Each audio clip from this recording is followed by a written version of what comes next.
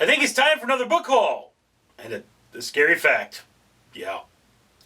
Alrighty, ladies and gentlemen, I am Richard. This is Richard's channel, and I am continuing my long and boring process of cataloging the entirety of my book collection in prerequisite of rereading them.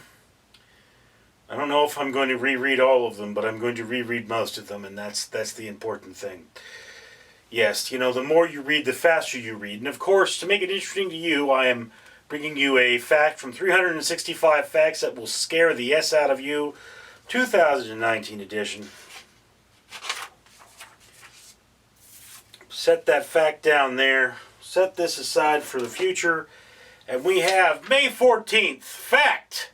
The Smithsonian keeps an army of millions of flesh-eating beetles on staff when a skeleton comes in that is too delicate to strip by hand. The beetles are employed to remove any remaining flesh and prepare the skeleton to be put on display.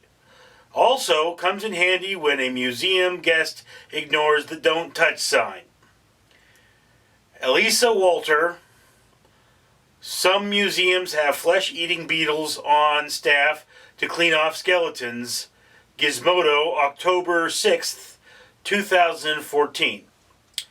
Not only do they have these beetles, but they have 3 rooms of them for various sizes and or ages of beetles, because the big beetles will eat the little beetles. So you put the skeleton in one room and the big beetles eat up all the flesh. You put it in another room and the smaller beetles eat up all the flesh. And then you put it in a third room and the smallest beetles eat up all the flesh. Yes. So, indeed, I have been aware of that since I was in high school. And speaking of things that eat flesh like us, if you would like to get the flesh of fish that is not infused with plastic, you might consider commenting on this video, liking it, and subscribing, because for every 1,000 subscribers I get, I do purchase one of these bracelets from the company 4Ocean, and 4Ocean pulls a pound of trash out of the ocean every time I do that. I have linked my success to a better world. So if you support me, you're a good person. Okay, so on to my books. Another book that's pretty much worthless. Scene Design and Stage Lighting. W. Orrin Parker and Craig Wolf, 7th edition. Purchased this for college. Never went into theater. Got a pretty cover though. It's one of those things. I'm cataloging the theater books even though they're the lowest priority, but I have so many of them. So, another theater book. Lights on the Subject, Stage Lighting for Directors and Actors and the Rest of Us, David Hayes. Introduction by Peter Brook. Okay. I mean, again, when you take into account that I have to read all the math books first. Jesus in Blue Jeans, a practical guide to everyday spirituality.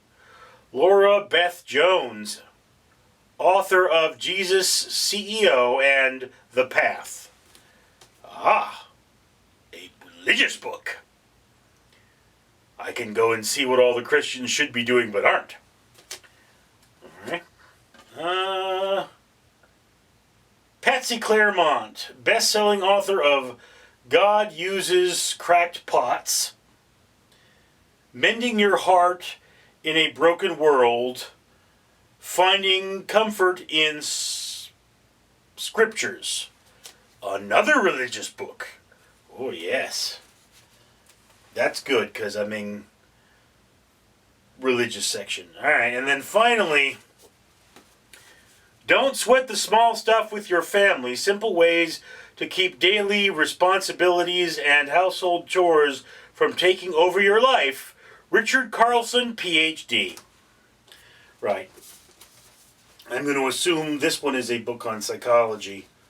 Although, I'm going to shelf it with psychology, but obviously, I won't know until I read it. doesn't look like it's a quick read. There's this pretty hard substance there. Anyway, those are my books for the day. Thank you for sharing this moment with me. I, of course, am Richard. Roar!